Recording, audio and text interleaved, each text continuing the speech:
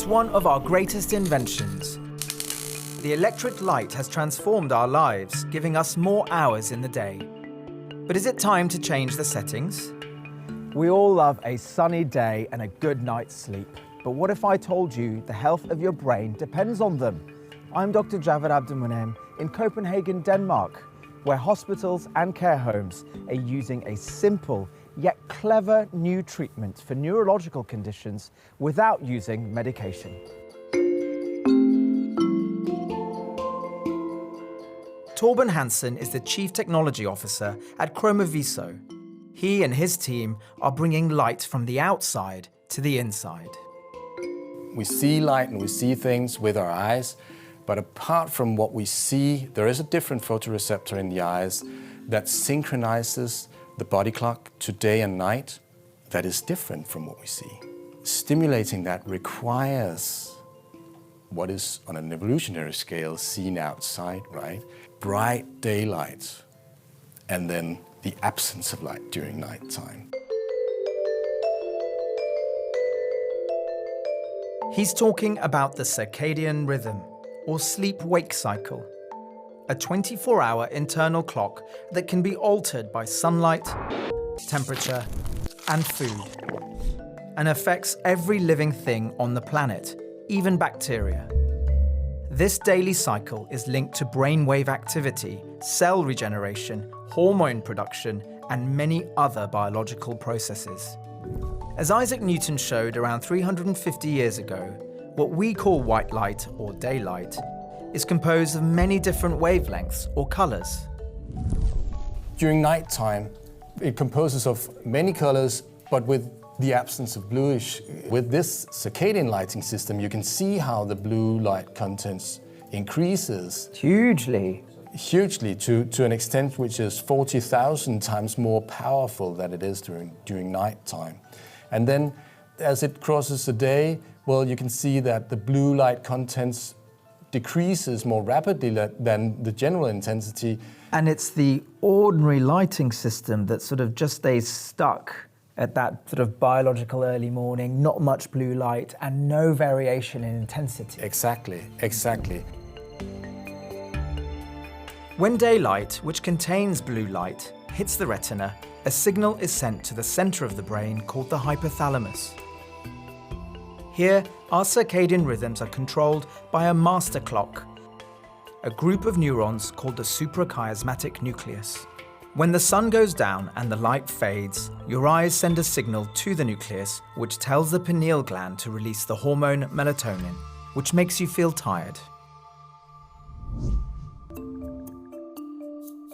Using fundamental knowledge of the colors of natural light and circadian rhythms, and after workshops with clinicians and specialists, Torben's team has developed this lumiere that imitates natural light over 24 hours. Under the hood of this, you see no light bulbs, but you see LEDs that provide the light, actually. We have 6 different types of LEDs. Yeah, they're all the other ones coming in there then. Yeah, so popularly speaking, they share the day such that they ensure that we get the right composition of the spectrum and also provide the intensity that we get. You can see it's quite powerful, actually. The system is composed of a centralized lighting controller. So every lamp and every LED in every lamp is actually coordinated centrally throughout the entire day. Gosh. And that's why it becomes such a convincing environment to be in when you are inside with a unit-wide or a widespread area with coordinated dynamic lighting. On the shortest day of the year in Denmark, there are only 7 hours of daylight. But for those who can't go outside, their lives are ruled by artificial light. Unless you live in this care home for the elderly. Hello. Hello. You must be Jim? Yes. Welcome. Thank you very much. Thanks for having me. So these are not the lights, are they? No, I can show you. Yeah, they look pretty ordinary. Let's have a look. And here it is. Look, and it's a white light. Yes. Very different to the yellow. It's just like the midday Oh, really? Yes. Even though it's 6 p.m., it's like May? Yes, it is. So All years. perpetual summer? Yes. And of course, so it's sort of May at 6 o'clock now. There must be a sunset, so to speak. Yeah, it's around 10 o'clock.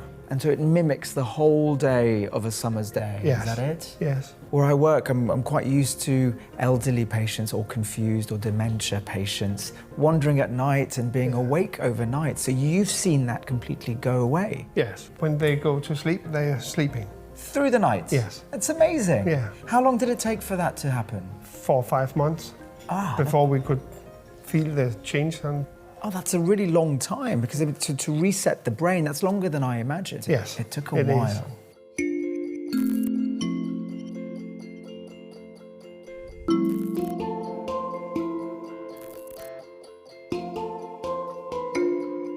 I'm on my way to a hospital to meet a doctor who's researching circadian lighting, and I'm really keen to find out what he's found, because I work in an A&E department all day with no windows, and I'd like to know how it's affecting me.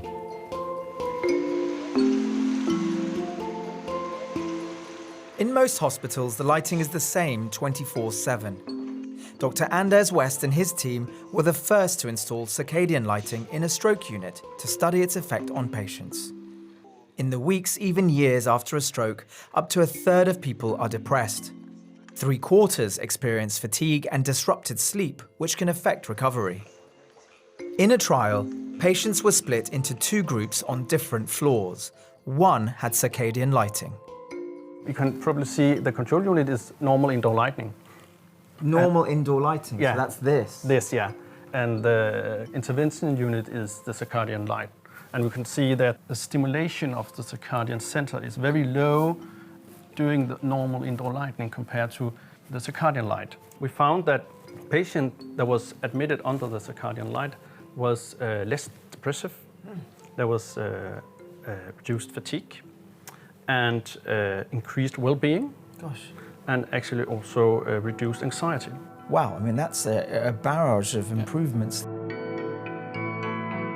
There was no significant difference in cognitive function, but in patients exposed to circadian lighting, higher levels of the hormone cortisol were released. Cortisol regulates our metabolism and immune and stress responses. In stroke patients, it's very important to have them, they have a huge amount of fatigue, so they need the cortisol level to get arousal and get up in the morning. So it's actually a good positive finding that we have significant higher amounts of cortisol in the morning.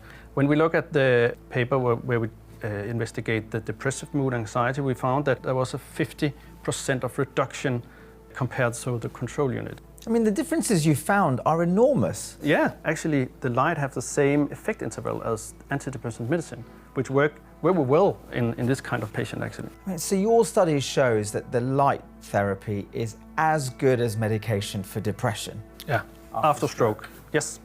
Amazing. And these results are huge. What was your reaction when you saw them? To see this kind of result, that it was so huge difference between these 2 groups after just installing some other spectrum of light, I was very surprised. I must say that when the new research is coming up now, I can only see that we show that the light probably have a huge amount of, more than we thought actually, effect in the human physiology. Dr. West's team is also studying the therapeutic effect the lighting has on stroke patients' organs and other internal systems. Light affects every cell in the body, so the possible health benefits could be far-reaching.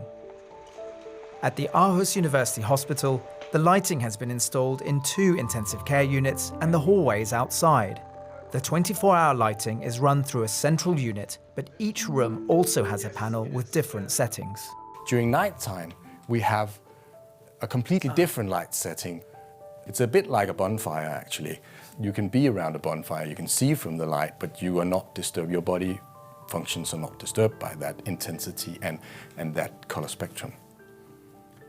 Also, having more of the amber light or this night lights, they use this, which is still, it's more light. They can do much more in here, but still it's not, it doesn't disturb the patient's sleep-wake cycle. When you're using the light in neuro-intensive care here, I've seen it in the residential home. Are there any other diagnoses it could be applied to? Turning back into day-night cycles, awakeness and sleep is completely fundamental for all, both in ICUs and in rehabilitation. And it's even more powerful when it comes to mental diseases, so the psychiatric hospitals.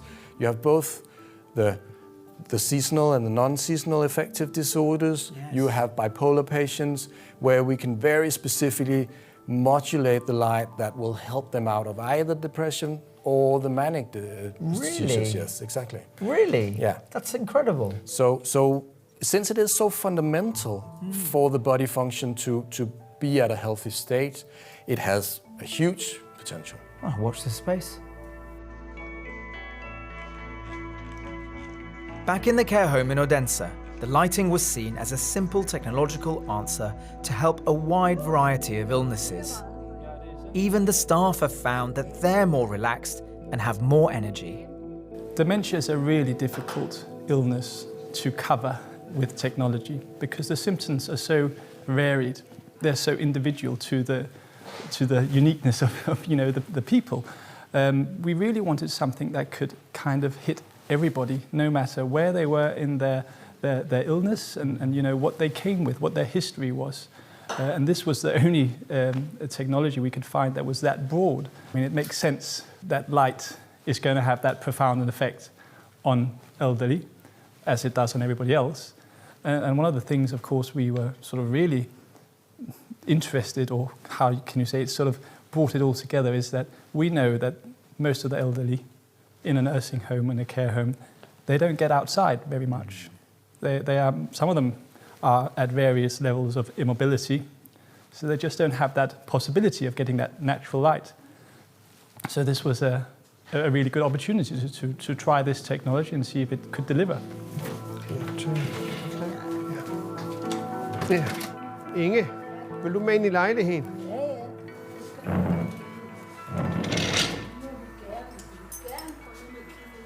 Hello, Inga. Thank you. Okay. Hvis du bare sætter dig. So, Jim, I see the light in here is Yes. exactly the same as the one outside, Yes. but you can change it. Yes, we have the possible here to change it. Yeah. So if we gonna have some cozy light. Yes? Ah, it's much nicer. Yes. Yeah, really like mood lighting. Yes, it Calming. is. Should we find out how the residents liking the light? Inga, can you remember how you felt before with the lights? Hvordan påvirker det dig? Det påvirker. Jeg synes, det er godt lys. Ja. Jeg har ikke noget at klage over. Hvordan er humøret? Bliver det bedre af det? Ja, mit humør, det er godt nok. She is very happy for the lights. She is always in a good mood. Oh, brilliant. Oh, Inga, well, you seem to be in a great mood. Thank you for letting us come in here. Ja, Thank you. Tak. Ja, tak. It's not one of our cheapest technologies, but it is one of our most effective technologies. Oh, really? So you find that it's actually been very successful? Yes. Tom, tell me, are there any negatives that you found? No. Wow. Well, there you go.